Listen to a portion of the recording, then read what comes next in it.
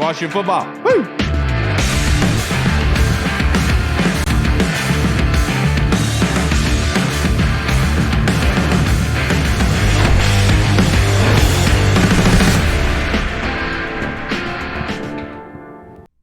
Hello, everybody, and welcome to the Burgundy Zone. I am your host, Kyle, and I am joined by my two co-hosts, Michael Hall and Michael Reed. But we are joined by returning guest, Austin Gayle of PFF. How are you doing tonight, Austin? Doing great, man. Thanks for having me on. Of course, sir. I saw today that Pro Football Focus had tweeted that your staff believes that AGG could be the DC version of Christian McCaffrey. Can you kind of enlighten us a little bit? Why do you guys feel that way? And how good do you think he could be this year? Yeah, I mean, I think a lot of people were surprised by just how quickly he hit the ground running. Only 33 total carries there at Memphis. Was obviously used before. When I had the opportunity to talk to him at the Senior Bowl that season, that pre-draft season, he was still kind of considering whether or not he'd be a slot receiver or running back in the NFL. Was really willing to do whatever it took to kind of make his name in the NFL. Obviously now cemented as a running back there in Washington. Right now, I think we have him projected at 961 yards, 7.2 touchdowns, right in that top 20, top 15 range among running backs. I think why he can be that CMC in DC is because he is that back that can be both a capable receiver and a capable runner. His elusiveness, his ability to create yards both after contact and through missed tackles is rare. And I know at the running back position, rare is a very not used a ton. Running backs often replaceable or dependent on their rushing or their offensive line production. I still feel really confident in Antonio Gibson's ability to create yards when he is the ball carrier, and then also add as a receiver. He can work from the slot. He can even work from the outside. I think what Washington needs to do is be very smart with his usage and make sure that he is comfortable working from the backfield, working from the slot alignment and the outside alignment. So that way they're able to kind of manufacture him touches similar to the Panthers. You look at what the Panthers do in the red zone when CMC is healthy, is they often utilize him either as a ball carrier or as a pass catcher. I think Washington would be very smart to do the same. Right. Yeah. So obviously, So obviously, the biggest addition, of course, because it's the most important position, is quarterback. And Washington went out and they signed Ryan Fitzpatrick. Now, we all know there's Fitzmagic and there's Fitztragic. What is something that Ryan Fitzpatrick brings to the table that you think can really benefit this Washington offense? And also, what are some things that we need to be wary of? I mean, it's his willingness to take risks. It's the whole reason Ryan Fitzpatrick is still in the NFL. He's a guy that completely understands how important it is to push the ball downfield regardless of your skill level or talent level. He needs to be aggressive with the football to hit that high side of variance and be a successful quarterback. Does that come with pick sixes? Does that come with, a lot of turnover-worthy plays? Absolutely, but it also comes with a lot of really, really exciting plays down the football field, aggressive, high-end plays. And when you're pushing the ball downfield, even if you are making mistakes, you often make up for it with that aggressiveness. I think that's what you saw in Miami. That's what you saw with other teams in years past as well. He's never been afraid to sling it. Does he have the best arm in the NFL? No. I view him as an older Gardner Minshew in that way. And Gardner Minshew has room to learn, to be more aggressive with the football. I think Mike Leach, and he's kind of instilled in him that to just take the right play. But again, if you have this noodle arm, if you aren't a Patrick Mahomes, a Josh Allen, the guy that can be aggressive and quote unquote make all the throws, you need to find different ways to cheat the system. And one of them is pushing the ball downfield. You have to be aggressive with pushing the ball downfield. You saw that in Tampa Bay. I mean, that's the only reason he's graded really well for PFF in kind of recent years is because of that aggressiveness. I think that's what Washington has in Ryan Fitzpatrick. Will it come with some downs? Absolutely. Every roller coaster does, but it also will come with some highs. And I think with that defense, which is capable, in my opinion, of being a top 3 unit in the NFL, I really do think that they can be competitive in the NFC East. Now, real fast to piggyback off of that, and I don't want to start a war here, but I know you guys in NFL Next Gen Stats have 2 conflicting reports about how Ryan Fitzpatrick is under pressure. NFL Next Gen Stats says that he was the best quarterback in the NFL last season under pressure. Who's right, and why are you guys right? Yeah, I think it's interesting. I think with under pressure stats too, there's a lot of subjectivity. I think with Next Gen Stats, I'm not calling out Next Gen Stats. We partner with Next Gen Stats, but they do not subjectively chart pressure. They use the chips in the helmets, and the chips in the shoulder pads to when a defensive player is within a certain yards of a quarterback. that means he's under pressure, not necessarily looking at when he's free and these different types of things. PFF is subjectively within a framework charting when a quarterback is legitimately under pressure or under duress. So I would lean on the pressure dropbacks total and that pressure itself, PFF being more accurate. However, I think you're pulling straws regardless. Pressured passing performance is one of the least important factors in predicting future performance. It's very volatile year over year. The best quarterback under pressure one year is oftentimes not the best quarterback under pressure the following year, because there's so many factors. What was the play call? Where were the pressure coming from? Who is forcing that pressure? Is it Myles Garrett, or is it the safety, or is it a corner? There's a lot of factors in pressure for a quarterback. So I often don't look at that as a stat to even predict performance. Where you need to win, where Ryan Fitzpatrick needs to win, is from clean pockets. And you see on average quarterbacks work from clean pockets roughly 65 to 70% of the time, even behind the worst offensive lines in the NFL.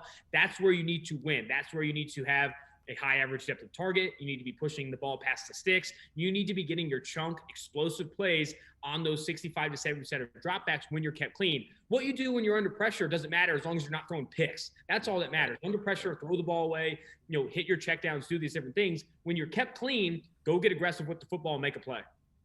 Yeah, exactly. And speaking of Ryan Fitzpatrick, I think a lot of the national media people, ESPN, FS1, whatever other big stations and networks, everyone's kind of 50-50 on they're going to get the Redskins are going to either win the division, or Washington's either going to win the division, Washington, or trigger warning, Jesus. I think they're going to have Dallas win.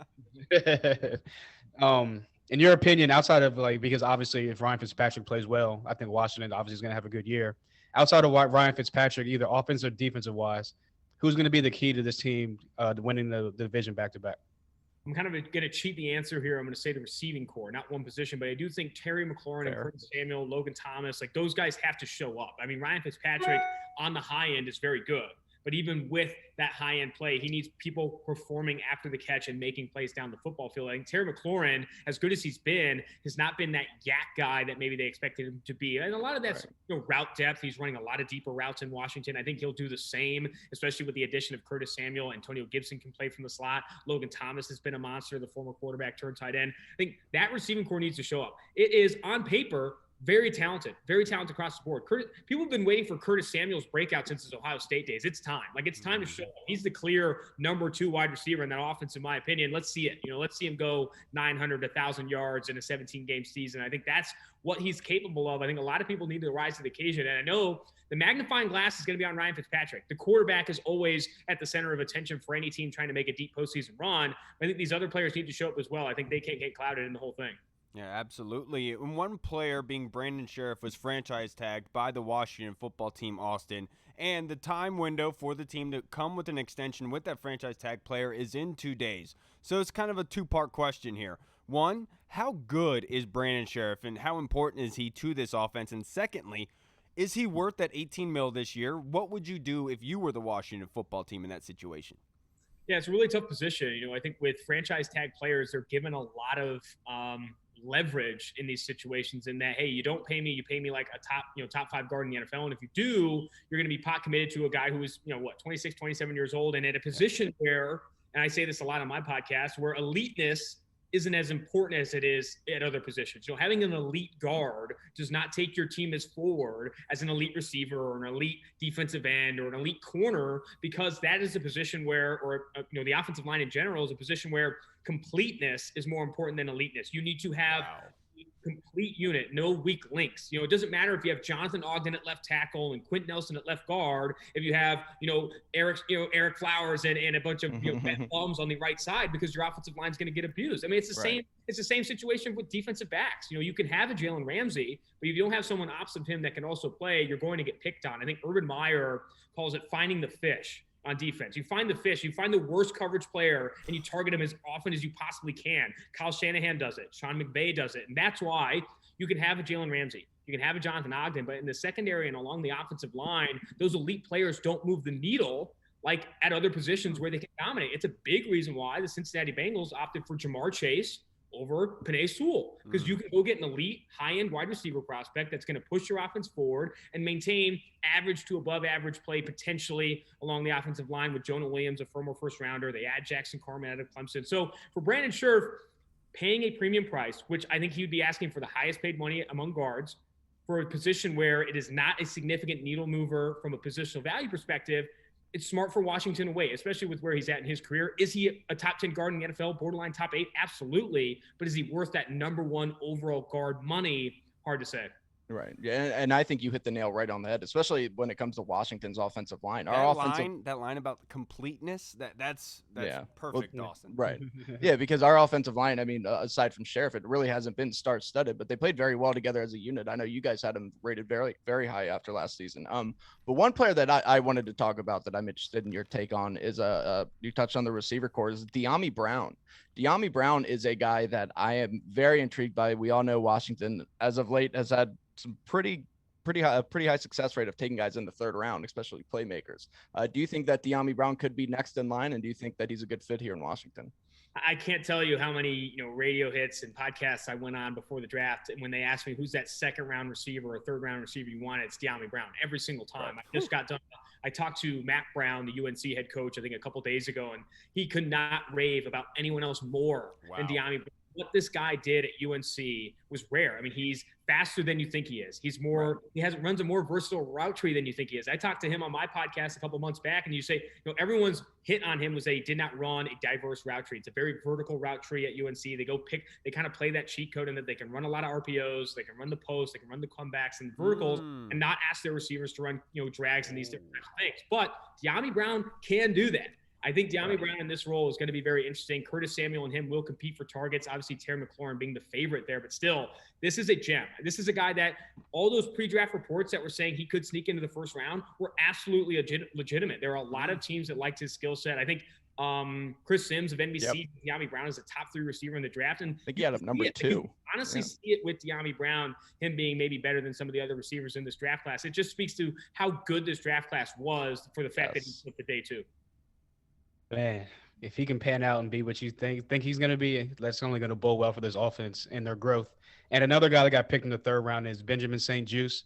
And me personally, I think that his development and growth on this defense is going to be kind of key because you can kind of switch him to the outside. They can swap Kendall Fuller inside, swap him to free safety, stuff like that. So what do you expect from St-Juste, and how do you guys have him rated coming out into the draft? Yeah, another player I talked to before the draft. I think he's going to be a player I think you'll find most interesting in year 2, year 3. Canadian-born, had a lot of success at Minnesota, a former Michigan commit that transfer, and I think rare length and rare change of direction for his size. I think he had one of the more impressive 3 cones I've ever seen from the back of his length. 6.6 something. Speaks to just how rare of an athlete he is, and I think that. Will it take time for him to develop and be a legitimate outside cornerback in the NFL? Absolutely. He did not face a ton of, receiving talent this past year with Minnesota, obviously with the COVID abbreviated season.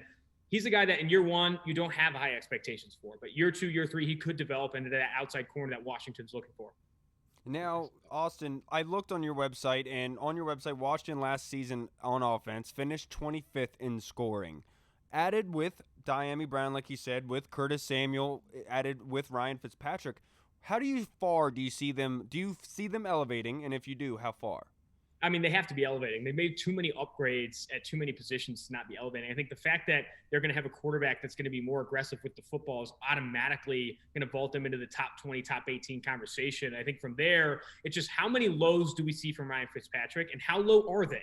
I think he's never been a quarterback that is consistent. He's been a quarterback that has got highs and he's got lows. And I think what we have to see from him this year is just with this roller coaster coming, how many lows are we going to see? How many of those bad games are we going to see? How many top defenses are going to put Ryan Fitzpatrick in a pick-6 blender? And I just don't know that answer. However, they are put in a position to where they should win the field position battle with that defense. And Ryan Fitzpatrick, if given the opportunity to check down to Antonio Gibson, Logan Thomas, you have Curtis Samuel, you have Dyami Brown, Terry McLaurin. There's a lot of reason for them to be successful. And this is an underrated storyline. He's not going to be, bogged down with the hook of Tua Tagovailoa versus Ryan Fitzpatrick. That locker room is his, completely his, as evidenced by the social media team having his back. I do think that Ryan Fitzpatrick, that comfortability in Washington is going to be so much different than what he had in Miami or South Beach. I think that's going to be a factor as well. Right. Now, bear with me real fast as I try to connect these dots as I transition into this question. So we're talking about the quarterback position. Earlier, you talked about Mac Brown, about how he raved about Dyami Brown. One person who he may not have raved about, at least early on, was Sam Howell. Did you know that when he was recruiting Sam Howell kicked him out of his house because he didn't have the right offense that he thought fit him. So he told him Mac Brown to literally leave his house.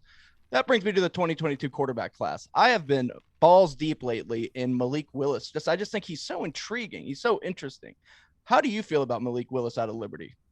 I have one more additional comment on that Mac Brown conversation. He goes to, Sam Howell committed to FSU, but he was born and raised in North Carolina, wanted to be a North Carolina quarterback his entire child life. And then first question when Mac Brown shows up, Sam Howell says, "Who's your offensive coordinator?" He says, this guy. What are they going to run?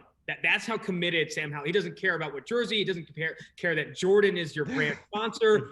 What offense are you running, and when can I talk to your offensive coordinator? That's really what it was. And I think ultimately Mac Brown very successful in convincing Sam Howell, who has one of the better arms in college football right now, to come to UNC. A big reason why they're relevant this upcoming season. As for Malik Willis, talk about another guy with a hose. He's built like a running back. I mean, I think a lot of people have talked about his frame. It's very unique. I think he is. I think my podcast co-host Mike Renner, easily one of the best, if not the best, running quarterback in college football right now. Arguably the best group of 5 quarterback. I know Grayson McCall, Dylan Gabriel, those guys are also very talented. But Malik Willis is the most talented group of 5 quarterback. I would say that again, the most talented group of 5 quarterback. Where it has to come together for him, accuracy and turning the ball over. I think a high percentage of turnover-worthy plays. You'd like to see him turn that down a little bit. I think he's still very much learning the position. He's also a guy that doesn't need to be great in the decision-making process or these things because he's so rare as an athlete. He can move with his feet, and he has an absolutely insane arm. And when you have those easy wins, at your disposal,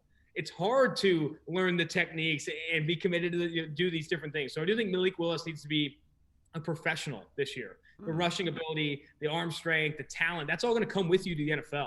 You need to start to build up habits and build up these other things that maybe don't show up at the combine, but show up on the football field and see some wins for Liberty this year. Right. And, I'm going to jump to the defense real quick because we haven't really talked about the defense a lot because I think most people just assume they're just going to be good again this year, if not great. And NFL.com, the social media, put out on Twitter a clip of Chase Young this year, his top 100 players kind of like intro clip thing. What do you expect from Chase Young this year? And do you kind of see him taking kind of that Khalil Mack kind of jump where his year 1 was kind of 4 sacks, kind of came on towards strong at the end of the season, then year 2 jumps up to, I think it was like 15 plus sacks or something like that? I do think there's a lot of similarities in Chase Young and Malik Willis in that Chase Young at the collegiate level did not have to win with anything but his athleticism and his strength and how just rare he was. And I think in the NFL this past year, I think over an 80-plus PFF grade, easily the defensive rookie of the year, but still a guy that was not winning with pure technique was, polish wasn't a word that you brought up with Chase Young this past year. He needs to add that. Khalil Mack had that in his year 2 and has that now. He's easily one of the top edge defenders in the NFL. I put him there, top 2, top 1. Number 1. If I had Chase Young, I think, has that demeanor and has that, obviously, that floor of his skill set and his athleticism to be a top 5, top 3 edge defender in the NFL. I think it's about taking that step in the film room, taking that step from a technique standpoint, identifying his primary, identifying his counter, what pass rush moves is he leaning on, and so forth. Because he just didn't have to do that. And I think seeing that from him this year would be massive for him because we saw that from Joey Bosa, we saw that from Nick Bosa, and we definitely saw that from T.J. Watt, one of the most athletic prospects coming out of Wisconsin, who's now literally a certified technician at the position. I think that's what you need from Chase Young in year 2. And could you expect it? Absolutely, but I think a lot of that comes, in the dark. A lot of that comes behind closed doors. Is Chase Young going to show up in that regard? We'll see. Absolutely. Now to finish this up, Austin, my last question for you. Based on everything that they have done this offseason, we've talked about how they have improved on offense. They should jump up in productivity in that aspect. Combined, looking at this objectively from the outside, given that their strength of schedule is very difficult, how do you see their schedule playing out? What is your prediction for their record? Yeah, I think anything over 9 wins would be a really impressive feat for this Washington football team because I think the schedule is difficult. They play in a moderately tough division. I know the NFC East was a bit of a joke, but I think Dallas is going to be a lot better this year. I think Philly, though, will be a doormat with one of the worst quarterback situations in the NFL. Still will be competitive. I think the Giants will be competitive. Daniel Jones in kind of a make or break year there in the Big Apple. I do think 10 wins, 11 wins would be a massive feat for this football team. I think I would position them right at 9.5 wins where betting markets see them. And they're going to compete with Dallas head-to-head to be the best team in the NFC East. How far they go, how deep they go in the postseason All depends on if they can hit lightning in the bottle with Ryan Fitzpatrick, similar to maybe how the Eagles did with Nick Foles that Super Bowl run. Like, that's the type of run they need to have. So they need to see Ryan Fitzpatrick just completely lights out for 3 or 4 games to actually, put together a Super Bowl ring here. It's not necessarily going to be he's the best quarterback entering the playoffs, and he continued to be. It's going to be like, okay, can Ryan Fitzpatrick string this all together against a very competitive NFC? And I think the NFC is interesting because it's very top-heavy with Tampa Bay, obviously returning all 22 starters. But they win the division and go deep. And we saw what they did against Tampa Bay in the postseason last year with Taylor Heineke. Like, this is an interesting situation. I think getting to the postseason should be an expectation for this football team, and anything deeper beyond that, a 2-3 game win streak in the postseason would be significantly successful and set them up and put them in a position to really see, year 2 of this, or not year 2, year 3 really of this rebuild of Ron Rivera era, really see this kind of take forward. Yeah, see, that's how we end the interview, baby. That's what I like to do, Austin. I can't thank you enough, sir. Can I just say, you really made the transition from Malik Willis to Chase Young and used them as a comparison, and it worked beautifully. Good for you. And Good the completeness line with the offensive line.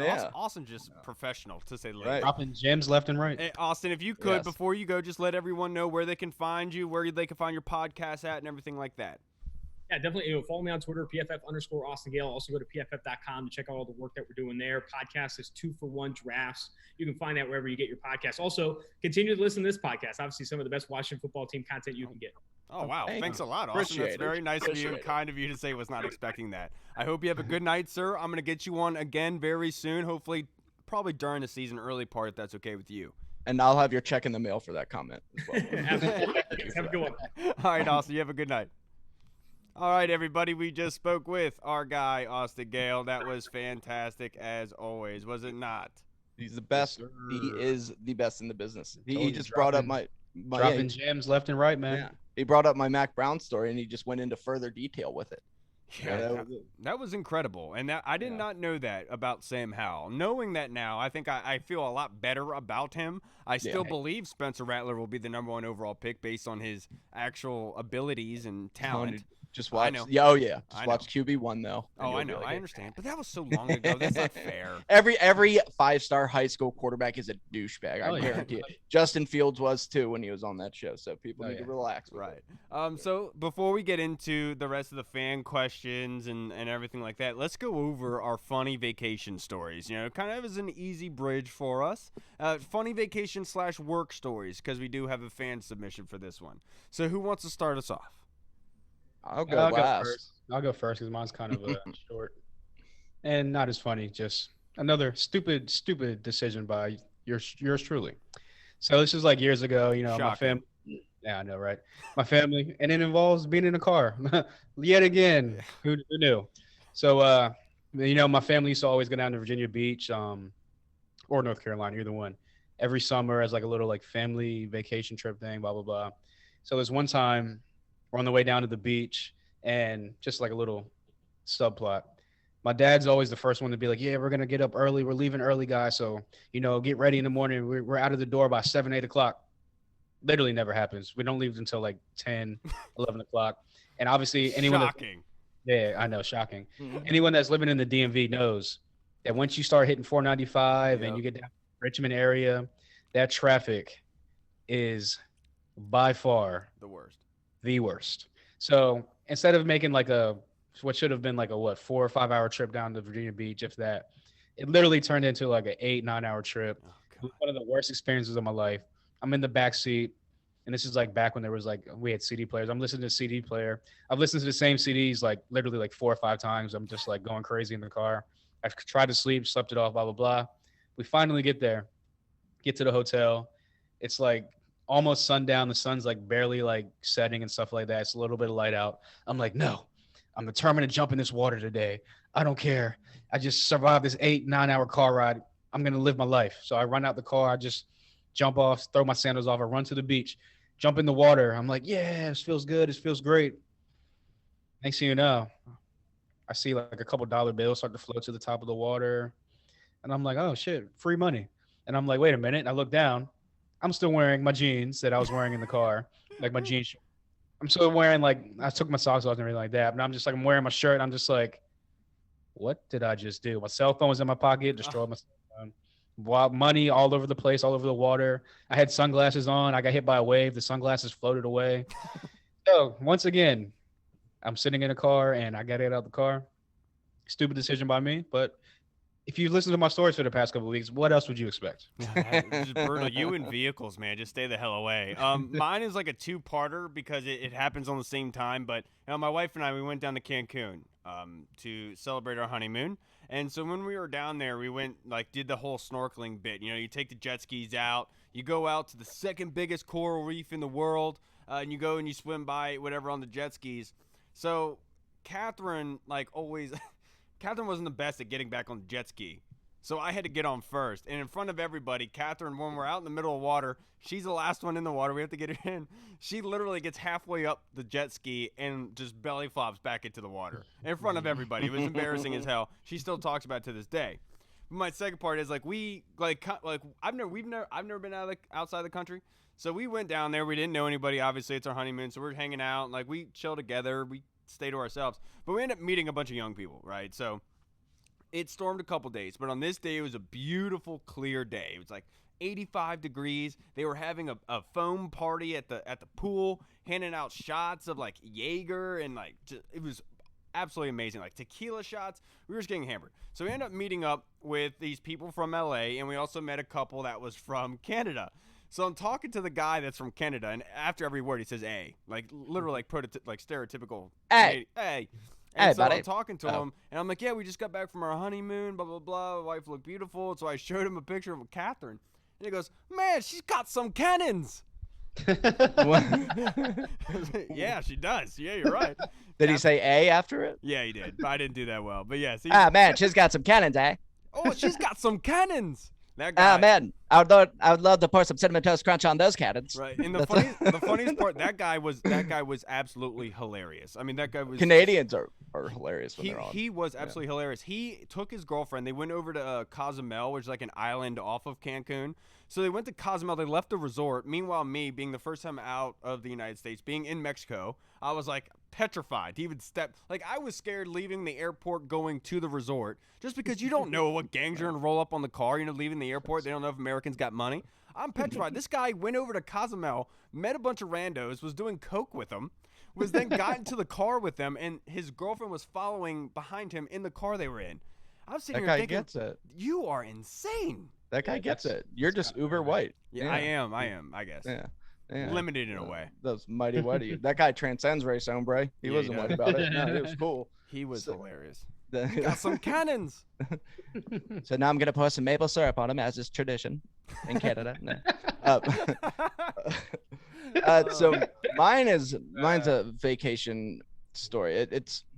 But I was on my way to the beach, but I wasn't at the beach yet. I was on the Eastern Shore area, kind of in between Salisbury, Ocean City, that area. It's literally nowhere. Are you going to talk about the infamous night of you and Nick Navarro that you guys don't talk about? No. I won't tell that one because that never happened. And it was Chris Osherman too. So anyway, what we decided to do, which kids, if you end up listening to this, don't do it, is we decided to take mushrooms. These are these things, right? I'm sorry already, Kyle. Oh well. So we're no, don't do it. Just don't do it, guys. It's not. No, seriously. No, it is. Well, it is, but don't do it. Depends on how close you want to get with yourself. But so anyway, okay. Joe there's a lot of. I'm not gonna go floating DMT with DMT in those salt water. Become one with myself. But anyway, so there's a lot of woods in that area, and when you're tripping, you're not really thinking right, But I come up with the idea. It's me and 3 friends. I come up with the idea that we're gonna go look for Bigfoot in some of these woods. We're gonna go pull the whitest shit that has ever happened ever and go find Bigfoot. And we're gonna find him. And do you know how it's the whitest thing ever? Because you're more likely to find Bigfoot than you are to find a non-white person looking for Bigfoot when you're looking. There's nobody not white looking for Bigfoot. They're all white. Anyway, needless to say, we didn't find him. So I forgot to mention, this is the late summer, early fall, and in that area, school has already started. So the night, it was 10 at night. We're in the woods for God knows how long, I guess. And so I decided to take one of my friends who lives down there back. It's 7 a.m. ish. and I'm driving him home. Keep in mind, everything is worn off at this point. I'm driving him home, and I'm like, oh man, I kind of got shit. This is another one of those stories. I got a lot of these. And so I drop him off, and I'm like, okay, you know what? This is an empty road. There's nobody who lives around here. I am going to drop my pants, and I'm gonna poop. And then I was like, nah, I probably won't. I'll get arrested. So I'll just hold it in. Little one. Oh my God, I sharted. There's a little bit in my boxes right now as I'm driving. What do I do? Yeah. Get out of the car. So what you're saying is Beezer is definitely your brother. 100%. Yeah. You guys are related. Yeah. 100%. So I get out of the car and I'm like, all right, fuck it. There's really nobody around. Like I probably could have just pooped, but I got to take these boxers off. I can't sit in poop boxers as I'm driving, coming down from a trip. So I take my pants off and I'm taking my boxers off. And as I'm doing that, I look over and there's a fucking school bus that stopped. Like they're picking up kids from a driveway that I didn't see. And there's just some grown man this is probably around the time I cried at the airport. I was probably 20 something, and the worst year of my life, obviously. And I'm sitting there with my pants off, just, nothing to see here, just in a trunk. The school bus driver looks at me, just shakes her head, big burly woman. And I'm just like, sorry. And I think she saw me through my boxers. So I think she realized kind of this guy had a tough day. So I just went my jeans on, got in my car, drove the rest of the way to the beach, and then just showered and had to get my car detailed, everything, just because I was scared that there's poop everywhere. So that was that. Yeah. We should just change it to Reed's poop stories. Is what we should be doing. Reed never ever have me in a car with Hall for a long period of time because something's gonna go wrong in the car and I'm gonna poop somehow. It could be made into a movie, so it could be the Shit Car Diaries. Yeah. It could definitely be made into a movie. It could be the next Fast and the Furious. Before we get into the fan questions and everything, the name change, obviously the big news came out yesterday. Everyone knows. Jason Wright came out and explicitly said no Native American imagery is going to be associated with the new name, which excluded the Warriors. So I wanted to get your guys' reaction to this because you guys weren't crazy vibrant on social media. So what did you guys think about it? I'll start with Hall. Well, obviously you already know, like I said before, that Warriors was like my number one choice, but I always kind of like knew, like 75% of me kind of like figured that they weren't going to go with that because of the whole kind of negative connotation towards Native Americans or the association to Native Americans that it could bring. And then why bring up another thing that's going to scrutinize the thing? It's going to be a whole nother 20, 30 years of it and 50 years of it. And like they said before, they want to make the name and they keep the name for the next 100+ years. So like I said, in the back of my mind, I pretty much already knew it wasn't going to be that. Am I blown it's not Warriors? Obviously, because that just sounds great. It just rolls off the tongue. Washington Warriors. But as far as the rest of the names, like I don't – look, at the end of the day, I don't really care what the name is because I'm still going to root for the team as long as they're winning games on the field. Obviously, I'm going to be blown if it's like a crappy name with like a crappy product on the field. So it's just like, damn, I got to watch a crappy product on the field with the crappy name and a crappy logo. Right. Life sucks. But I have faith that the team is going to get it turned around on the field like they did last year. And like I said, at the end of the day, as long as they're winning games, I don't care what you call them. And just a little side note, if it is end up being Washington Football Club, I'm going to be a little upset that it really took them like 18 months to come up with Washington Football Club. Like that's it. Yeah, I truly don't believe that, Hall. And I do think it is by design. I talked about this on the Bleeding Burgundy pod last night. They were gracious enough to allow me to come on and give my spiel about everything. And look, I do think it is by design. And what they're essentially saying is that it's eliminating a bunch of names without doing it right away, because what that's going to do is that if they eliminate a bunch of names right now, all it's going to do is cause everyone to start guessing what the new name is. So from now until January, it's going to be a crazy stressful time. Everyone piling on them. What's the name? What's the name? So they're doing it one by one, little pieces at a time throughout the year until we get to January. So then by the time we get there, we'll only have a certain amount select names that we could go with. And then they released a new name that no one has thought of. It's going to blow the lid off everybody. I've felt that way for a while. Look, Warriors was my pick, but like Hall said, I knew that like it was going to happen, like because everyone with this whole society crap, we knew it was going to happen. It just sucks that reasoning was literally it, because the fact that Warrior is somehow associated with Native Americans as savages and stuff. Wouldn't you think of that as something that is like not glorifying, but they're protecting their land, they're protecting their people? I don't even necessarily think of Native Americans. I think of like a woman who just beat breast cancer, or you Right. know, Well, and that's the thing. I military. understand. Look, that regardless, it is what I it know. is. It's gone. I don't honestly. I don't really care. I cared about the reasoning for it because it was hypocritical to say the linkage with Native Americans is not okay, but then only excluding one of them when at least 8 of them do have linkage with them. It's actually strong linkage at that. So that's what was kind of I was confused by it. Like, what are we Right. doing here? Because it seems hypocritical to do that. But that being said, I am excited for what's going to happen. I did say the future of the pod would be we would talk about the future of the pod if the name was Wolves. People took that as we would be stopped doing the pod. That's not the case. But what we can do is stop talking about them as much as we do with not such focus, and we can focus on the 3 other area teams. So I'm not losing my fandom. It's just I'm saying I'm not going to be repping something so hard that's going to be embarrassing.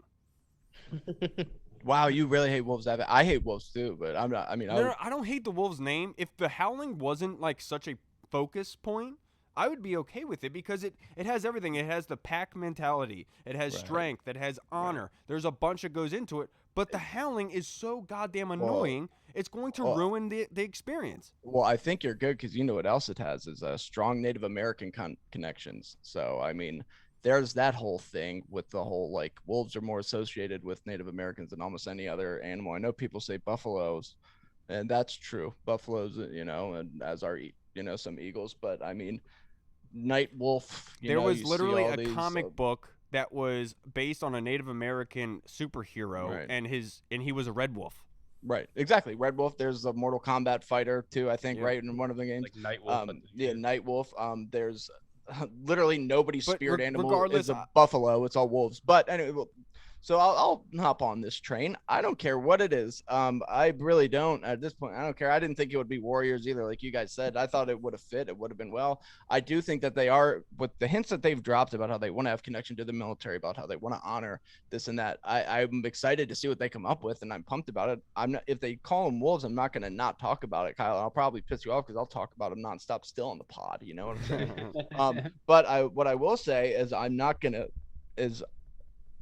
start fighting other podcasters or, you know, start getting subtweeted by another podcaster about it. You know, that's what I'm not going to do. I'm just kidding, Parker and Rio. It's just funny to watch that happen. But no, it's I don't care what the name is. But like you said, Hall, the Washington Football Club, and that would be kind of disappointing because it's like it took you this long. But what that reminded me of was the LeBron James tweet where LeBron was like, Washington football team, that's what y'all came up with. And then I think it was Mark Tyler who was like, you literally named your son LeBron Jr. Yeah. And just fucking owned him in one tweet. Yeah. And look, and I do think that is by design because what they're doing is essentially what it's going to come down to. By the time we get to January, we're going to be in a box with only a select number of teams that's going to be available for us, names to choose from. Washington football team, Washington football club. When we're all expecting that, it's going to be one of those. That's when the new name is going to get rolled out, and we're all going to be like, oh, my goodness, why didn't we think of that? That's awesome. Right. It looks great.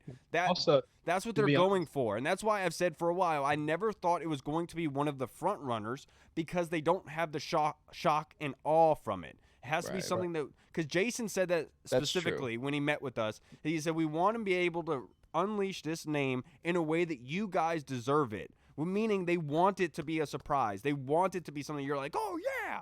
That's what they're looking for. And going with one of the popular names is not going to get that same type of attention. Yeah, right. And it's so how lucky are we, too, though, to just straight up to have Jason Wright running this, like spearheading this. No, sorry, didn't mean to offend by saying spearheading there. Didn't mean that.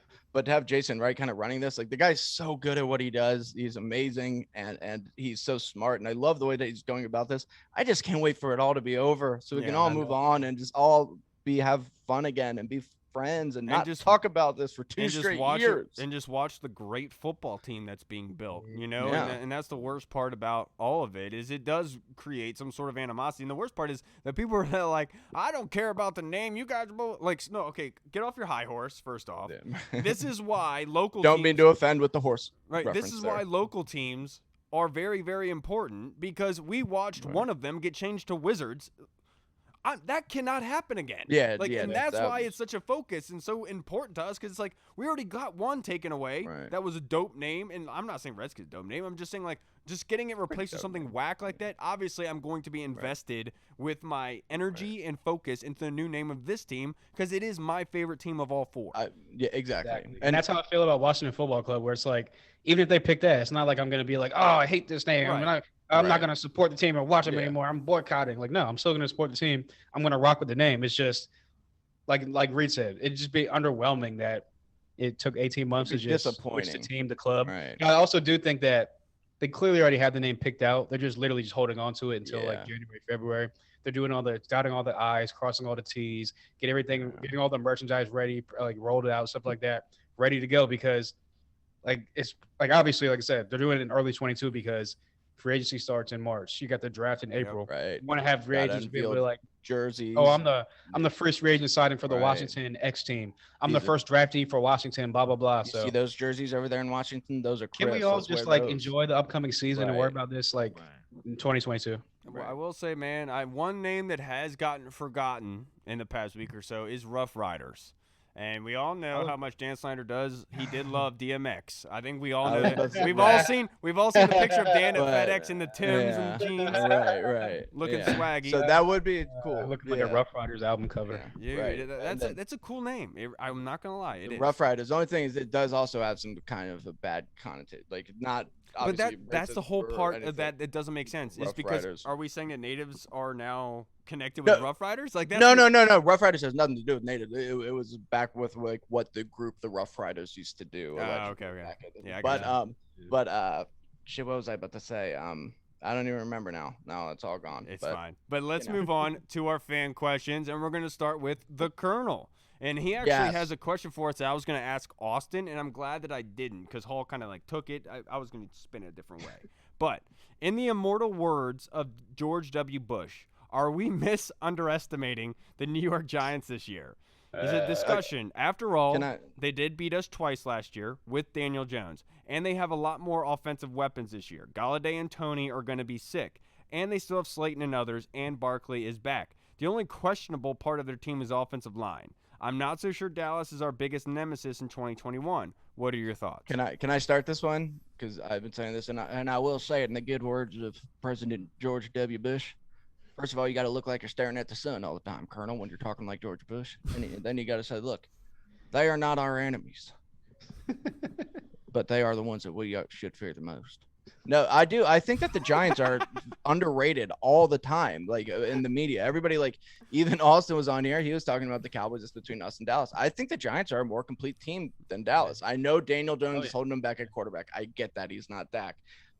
But they have a better defense, a way better defense. I mean, Logan Paulson's been on here talking about how he thinks at times their defense was better than our defense last year.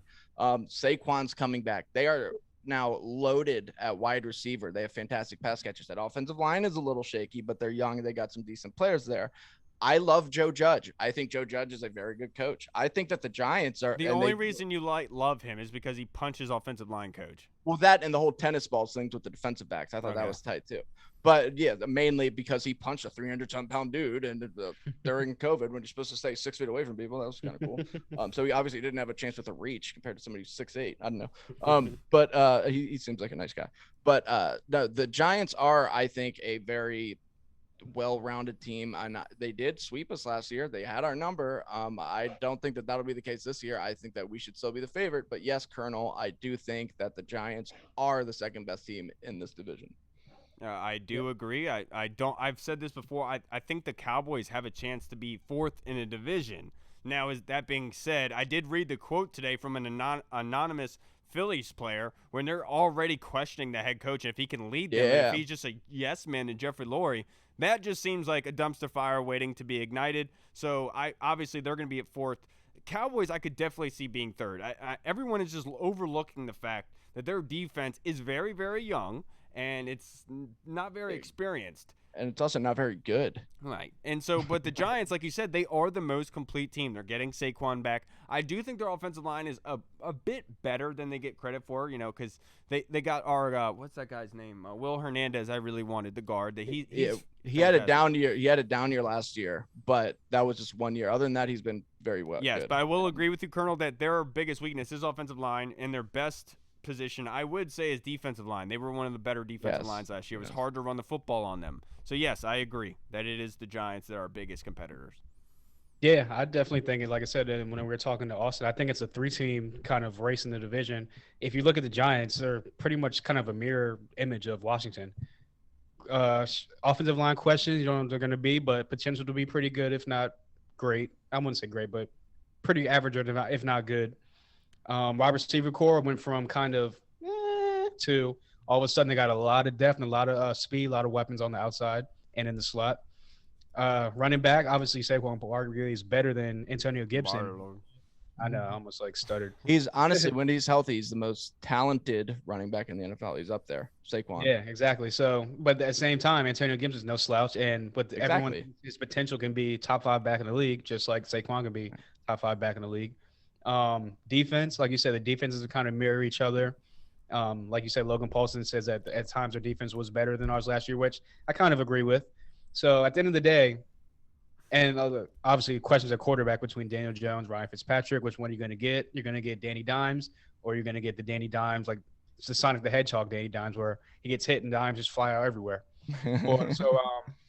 Yeah, I definitely think that it's a 3-team race, and I definitely could see it coming down to that last game of the season, Week 18, Washington versus New York. So we'll see what happens, but I definitely do agree that the Giants should not be, I guess, slept on, if you want to call it that. And look, Colonel, rarely is the question asked, is our children learning? And so I messed up, Scott Hartley. I am so sorry. I did not include your work stories that you brought in. I completely forgot we were right over it. So before we go on to our next questions, let's Come on, Kyle. The work stories from Scott Hartley, the Inquirer. He said, I will start us off. You may or may not know that while in the Royal Air Force, I retrained from medic to dental therapist. More than a hygienist, but not quite a dentist. Some of the patients, I had a woman who used a correction fluid to make her teeth white. She came in, I was like, why do your teeth look like A4 paper? A young servicewoman who had a reputation of being a little promiscuous around the camp came in for a checkup. I'm looking in at the teeth, all good, and I spy this thing round, the third molar. I was like, what is this thing? It was only a short and curly. To be fair, I put it on my tray and said nothing. I didn't want her to know she had pubes in her teeth. Oh my God. Ew. And also can I just say something from the UK too? You know, those teeth are to us Americans, not saying anything, but that's Austin Powers, baby. He's got that. Boston Powers did start that stereotype. That is hilarious. Oh my God. She had a ball hair in there. He has one more for us. Okay. Doing medic duties in Iraq, we took a heli ride into the city, Basra. Heli's short for helicopter, for those of you guys who don't know. I was tired and had too much water. You know that feeling when you're hydrated, but it's too much. Anyway, we're low flying about 25 feet over the city, and the pilot makes an evasive maneuver as his radar equipment reads an RPG lock. This happens just as the idiot features him, is Scott Hartley, is looking out the side of the cab of the helicopter with my helmet unstrapped. Next thing I see is the helmet goes flying out of the side of the cab, as does the contents of my stomach all over the local Iraqi farmer, with the helmet hitting him along with my excess water. Sorry, dude, was my response. I'm surprised it didn't seriously hurt him. He's hashtag sorry, not sorry.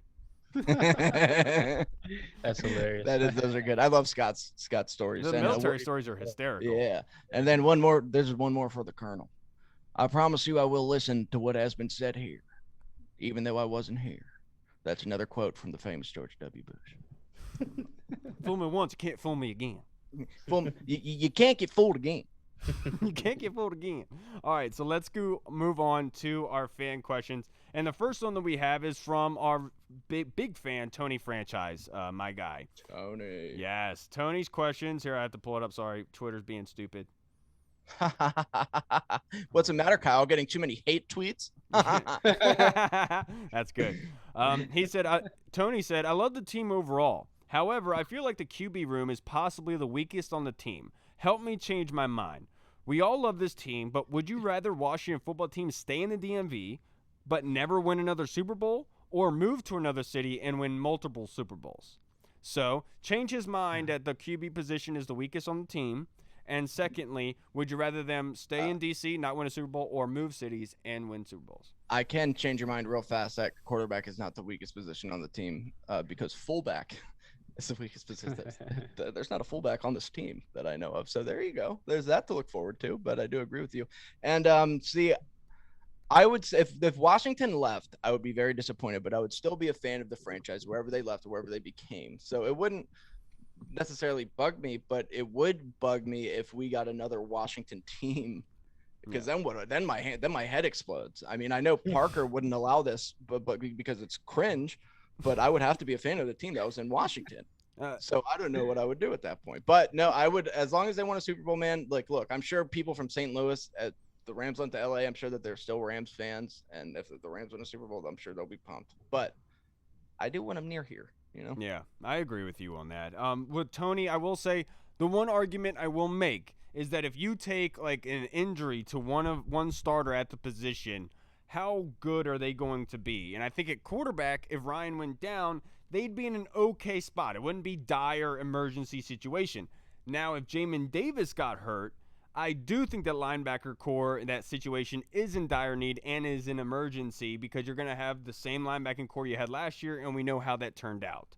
So, and you don't have, oh my goodness, Kevin Pierre-Louis, who left. Thank you, Reed. You knew where I was going with that. But so you don't have the same tools, and so I would make the argument it is linebacker that's possibly the weakest. And then secondly, I would rather them stay in the DMV. To be honest, I'll be selfish in that aspect. I don't want them to go. Thank you, Kyle, because you stole my Antonio Gibson question for Austin Gayle, and now you just stole my entire take for this question. So good job. Hey, that's we think alike, Hall. That's what it's a goddamn simulation that we're living in. You guys are programmed. I was gonna say, well, if you put an injury to Ryan Fitzpatrick, you still got Taylor Heineke, who's right. everyone's savior. He's the next best Kurt Warner. Or if you, like you said, you get an injury to Jamin Davis, a Cole Holcomb, a John Bostic. It starts to get a little real thin in them parts of the room, the linebacker room. So that's my only argument with that. But as far as the whole Super Bowl thing, that's really a hard question, because I do like going to games, and I've been like rooting for this team my whole life. But I will say, if they could like win multiple championships as they move to another city, I would almost take that by a slight edge of them just being in the DMV and like being able to go to games and tailgate, stuff like that. Yeah. But yeah, I'd probably go multiple championships or multiple Super Bowls. Also, to add on to the linebacker thing, I think you guys are right. I said fullback obviously is a joke, because fullback's a dead position in the NFL. But another one that you got to think of, and nobody thinks of it because it's also the biggest strength on our team, is defensive end. If Chase Young or Montez Sweat gets hurt, what goes on after that? Yeah, that's a great point. That's a great point. Now let's move on to our next question from our former guest, Street Scores Rico, the big dude on YouTube, the celebrity. He wants to know, best case scenario, William Jackson III is his 2017 self. Juice is as good as advertised. What is your ideal starting three corners, and at which positions? Outside, 1 and 2, and slot. Okay, so I've gone on record. I think that William Jackson III behind this defensive line is going to establish himself as one of the best top 5 to 7 cornerbacks in the NFL. I just think he's too talented. Yes, I think he does have a season similar to 2017. So obviously I think then you have Benjamin St-Juste and William Jackson on the outside. You put Kendall Fuller where he's best, honestly, right inside, and those are your top 3 guys. And look, I love Jimmy. You can play a lot of different packages with that too, because Fuller can also slide back, play some safety. You can put Jimmy inside, but I think the 3 corners would have to be St-Juste and William Jackson kind of shadowing the number 1, and then you'd have to have Fuller covering the slot. Yeah, I do think that it is obviously William Jackson III, it's Kendall Fuller on the outside, and it's Jimmy in the slot / Benjamin St-Juste. Benjamin St-Juste has a lot of experience going against tight ends, so early on it would be easier for him to do what he's naturally good at, and being 6'4", he doesn't have to think as much when he's on the field playing that slot. When he's lined up on the tight end, he knows his responsibilities, rather than him starting on the outside and having to make sure his eyes are not being looked at the quarterback, getting misjudged, and falling for things. So I definitely do think Kendall Fuller on the outside, William Jackson on the outside, and either Jimmy, obviously on the inside, and Benjamin St-Juste to start the season. Yeah, if I was going to go to start the season, I'd probably I thought we were just doing best case scenario. No, like I was just putting that caveat. I was putting that caveat in there. Okay. Oh yeah. Best case scenario would be William Jackson on the left side of the defense, St. Juice on the right side. Obviously, William Jackson's covering the number one, locking down a third of the field. You got Juice as a long, rangy corner on the outside, and then, like you said, Kendall Fuller on the inside, getting back to his PFF top grade as a slot corner. But I think week one is definitely, I think with Kyle hit right on the head. Yeah. Going to be William Jackson, Kendall Fuller, and probably Jimmy Moreland, possibly St. Juice, like I said, depending on his development and his growth. But they're probably going to want to start the veteran, at least for week one against the Chargers, who has a pretty good receiving core. So I'd probably go with Jimmy Moreland in the slot. But, hey, like you said, best case scenario, St. Juice steps up, and we got three pretty much solid lockdown guys. Best case scenario, he's the next Richard Sherman, with that size and length on the outside. Yep. And now this question is from our big fan VIP, Tony Shivers. He's in our Discord chat, chatting with us. Last year, after the name change was announced, Coach Ron said he would love for it to honor the military in some way. What are the chances that the new name has some connection to the military? And he says, I think it would make sense given the connection with much of the fan base and to DC. Yeah, I kind of already touched on it. I think that that's still like a big piece of the criteria as to what they're going to name the team. I think that they want to have a connection to the military. We know Ron's connection to the military. Just being in Washington, D.C., I think you kind of have to have some sort of pay homage to the military in some sense, and I think that they will. Like I said, I do think that is one of the checkpoints for the name. I don't think that it has to have a direct correlation to the military. Like I think it could be something that is like explaining the military. Like for instance, like I said on Twitter, the Washington Force or the Washington Power. Something like that. Yes, that's what I mean too. Just so you know, like it doesn't have to be like the Navy or like the Washington Armada. I even thought of like the Washington Apaches helicopters, the Washington Legion or something like that. So what are the chances? I do think the chances are high. I'd put them at 50%, probably, given the fact that Ron does have a voice there, and we don't know how invested they are in making it military themed. But I would say it's probably around 50% if I was going to put a number on it. Yeah, I mean, same thing. I think it's around 50% just because Ron Rivera's connection to the military, his background, it being in Washington. If hopefully they can stick to DC, somehow connect to RFK, which would make it even better. So, yeah, I mean, you guys pretty much hit everything else. So now let's finish this off with the best question and probably one of the hardest questions that we will ever be asked. Blank Face BNG wants to know. Would you rather? Wait! What's his name? Blankface BNG. Hell yeah. Yeah, he's really cool. Would you rather go head-to-head rushing up the A gap with Sean Taylor or try to block Chase Young for a full quarter? Jeez. Yeah. I'm probably going to block Chase Young for a full quarter. Yeah. Like, look, Chase Young is literally a monster and a beast, and he would, like, literally eat me for breakfast. But... dog, there's no way in hell I'm going head up with Sean Taylor. That's like literally running straight on with a train, a speeding train. Like, no, we don't do that. You're when you're going up against Chase, you know that your arms, your forearms, your biceps, your chest, everything's going to hurt. You're going to get swatted. You're going to get hit. You're going to get pushed back. You're going to get moved. But colliding one-on-one with Sean Taylor, probably going to die. There's a good chance you are going to jam your neck. You've seen those.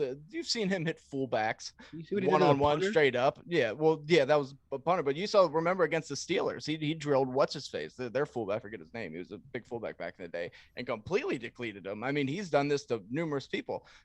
My fat out of shape ass is getting lit up by Sean Taylor, and I think I might seriously pull a Gus Frerotte and jam my neck.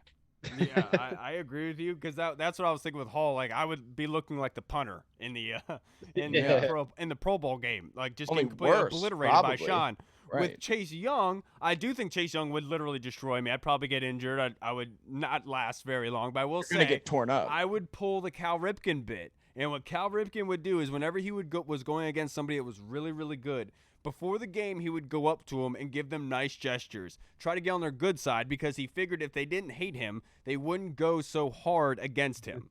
So that's what I'd be doing with Chase. Every time I lined up against Chase, I'd be saying, dude, you're really good. Oh, good block, dude. You got right by me or something like that. Like I would just be like Andrew Luck the whole time, just trying to get on his good side so he didn't kill me.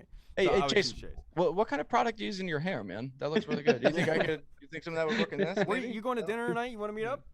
Anyway, Chase, I don't know if I mean I know You trying to do a jersey swap after this? You don't have to keep mine, but the way that you touched me kind of felt like we're vibing just like a little bit. I don't know if maybe like you want to get dinner or something. Maybe like I don't know. You can say no. I don't know. you can say no. All right, everybody. That's going to wrap us up for this episode. Thank you to everyone for your fan submissions. Thank you, Scott. Thank you to the Tonys, the Two Tones. Tones. Thank you very much. Thank you, Blank Face, as well. You guys are phenomenal. We wouldn't be able to get this turned out the way that we do without your guys' support. Can't thank you guys enough. Yes. All right, everybody. I'm Kyle. Paul. And Article 1 of the 10-piece series is coming out tonight. Right after this, I'm editing it, sending it in, and it'll be out. Which, by the way, I gotta say, I didn't realize how much went into writing. I thought it would just be writing. There's a lot more shit that goes into it. So this is than that, hilarious man. because when we talked about it, like him coming out of this, I told him, I said, look, if you have any questions on how to execute this, make sure to hit up Colin or George and they'll help you. He was like, look, nah, Lindsay went to college for journalism. She knows what's good. Lindsay's won all sorts of awards for writing. Like, she is the best at all that. And somehow Reed still did not know what goes into writing. No. Well, I didn't ask one. There we go. There's the problem. To be fair, she does know how to work the program. I found out that I was struggling to be like, what do I do? How should I do it? She knew what to do. Right. She knows what to do. But no, I had to message George and be like, dude, what do I do? How did you do it? What are you using? Blah, blah, blah. Like, Good. I know. Thankfully. He did. Thank you, George. He did. Thank But, you, Jorge. yeah. You're the man. Be on the lookout for that. It's the first.